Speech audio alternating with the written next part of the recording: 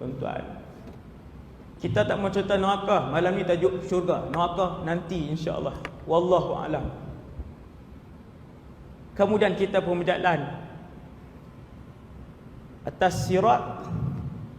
Daripada sirat di sini, sirat di mahsyar, dia punya hujung titi itu di mahsyar.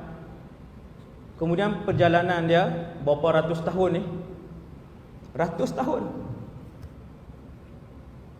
Allah. Dunia ini singkat sangat tuan-tuan. Singkat sangat dunia ni. Ratusan tahun sirat. Cumanya ahli syurga, dia langkah kaki kanan, ada yang selaju kilat, ada yang selaju kuda, ada yang berlari laju sampai depan syurga. Orang pertama yang sampai di hadapan syurga adalah Nabi Muhammad sallallahu alaihi wasallam. Allah mengarahkan malaikat yang menjaga pintu syurga untuk tidak membuka pintu syurga kecuali kepada Muhammad, orang pertama yang mengetuk pintu syurga.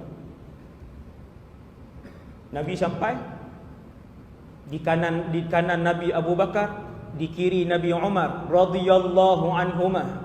Tengok tuan, kanan kiri. Fa akhadhtu bihalqatiha, aku pun memegang pintu tempat ketuk syurga. Halqah ni, kalau rumah dulu-dulu dia ada besi yang bulat tu ketuk. Nabi kata, aku sampai di hadapan syurga, pintu syurga dalam keadaan tertutup. Sekarang ni tuan-tuan, kita ceramah malam ni, pintu syurga tutup, pintu neraka pun tutup.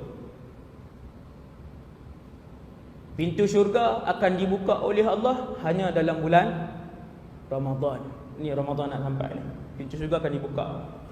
Habis Ramadan, pintu syurga akan ditutup sepanjang tahun sampai kiamat.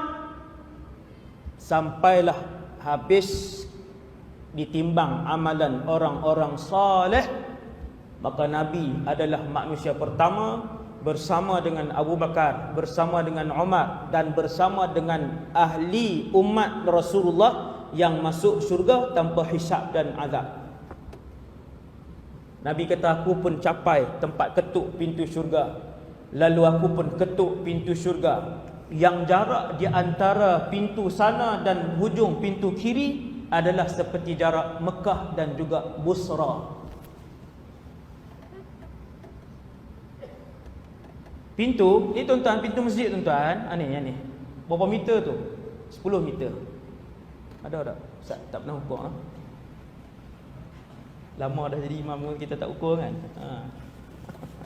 Berapa jarak tuan-tuan ni? 5 meter. Jarak daripada hujung sini ke hujung sana 5 meter. Nabi kata jarak pintu syurga, pintunya sahaja daripada Mekah ke Busra, berapa kilometer Ustaz ni? Lebih kurang 1000 dah. 1000 kilometer. Hadis ni yang saya sebut ni hadis, Allahu Rabbi. Maka sebahagian para ulama sebutkan di hadapan pintu syurga itulah kesemua orang akan minum daripada haudun Nabi, telaga Nabi SAW. Semua minum, semua berhenti di situ. Bilangan cawannya sebanyak bilangan bintang di langit. Jangan risaulah tuan-tuan, bilangan bintang di langit lebih banyak daripada bilangan butiran pasir pada 7 lautan.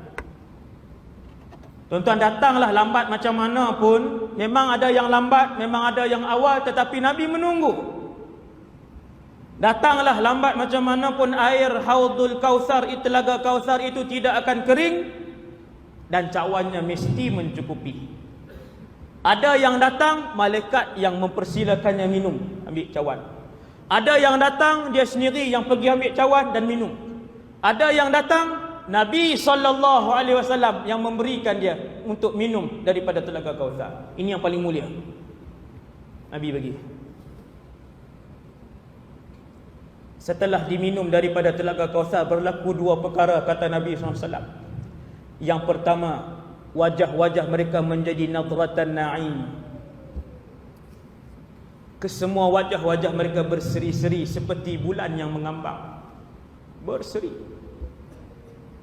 Dan yang keduanya, kata Nabi, apabila mereka meminum daripada telaga Kausar, Allah membersihkan keseluruhan penyakit buruk daripada hati mereka.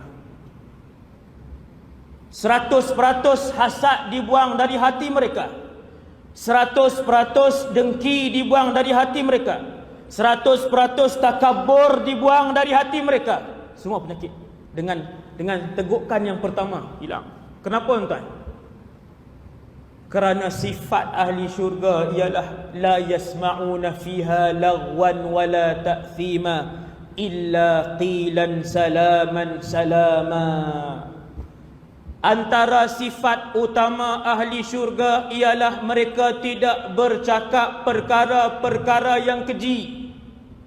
Mulut mereka tidak menfitnah orang, mulut mereka tidak menghina orang, mulut mereka tidak mencaci orang, illa qilan salaman salama. Semua perkataan yang baik sahaja. Untuk kamu kenal adakah kamu layak untuk menjadi ahli syurga, cuba lihat apa yang keluar daripada mulut kamu. Mulut macam mana mulut kita? Ada bercakap bohong hari-hari? Ada. Ada mengumpat orang hari-hari? Ada. Setiap hari mulut kita melakukan dosa besar, maka Allah peringat kepada kita. Untuk kita tahu adakah kita layak menjadi ahli syurga, lihat bagaimana anggota mulut kita apabila kita bercakap dengan orang lain. Penting ni kan mulut ni. Itu salah satu ciri